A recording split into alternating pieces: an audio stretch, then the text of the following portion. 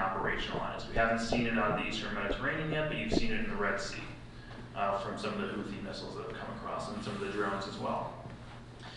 The other purpose of it is to try to project deterrence.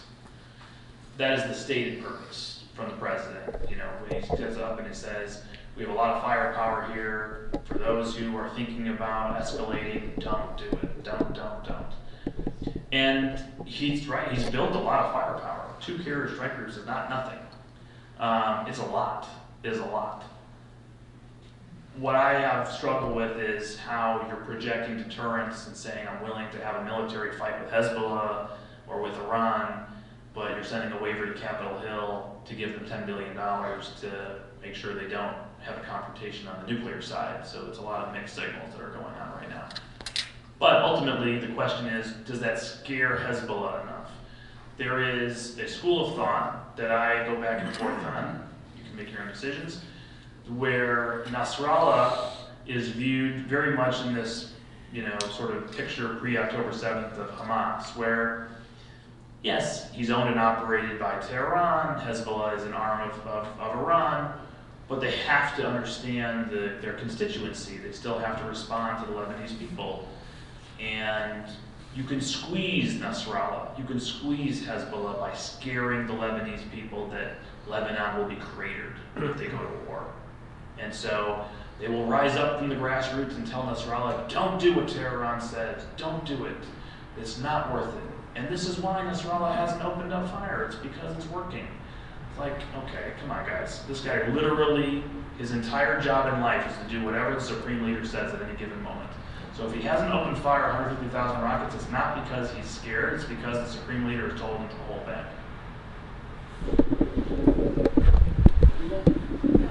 How much is Russia involved in any of this? Russia is involved in various ways, some apparent, some not so apparent. We know obviously before October 7th, the Russian-Iranian relationship had expanded significantly. We've seen the Iranians providing the drones to Russia for use against Ukraine, other small arms as well. There was talk of missile cooperation. And while we've never been able to confirm this publicly, you read between the lines of Israeli concerns, it would seem that the Russians have promised the Iranians in response, in exchange, some sort of high-tech missile development, R&D, support, hypersonics that have been talked about, other things. That has worried the Israelis quite a bit.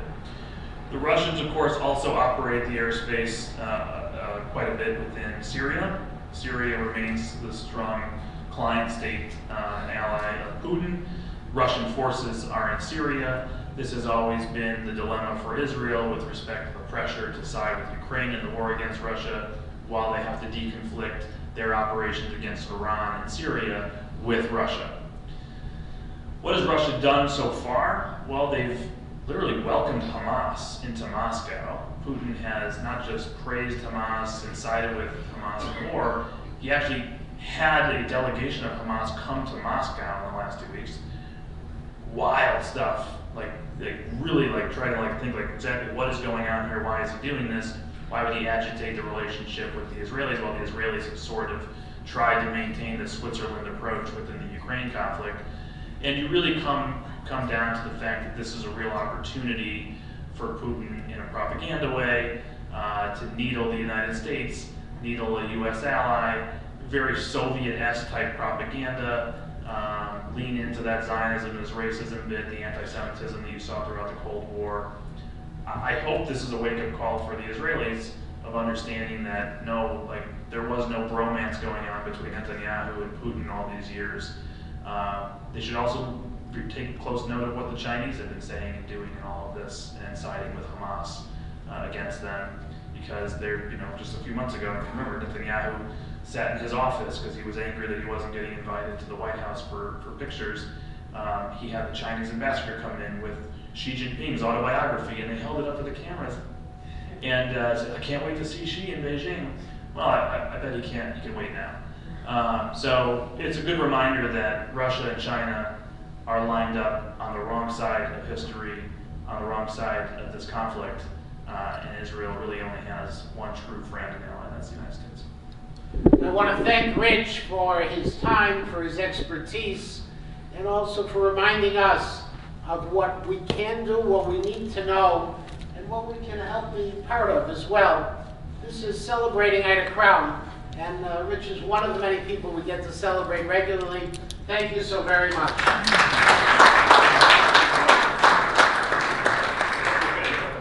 Not too downer. Believe it or not, this is the end of the program, except for one very important thing. Desserts is back there, and it's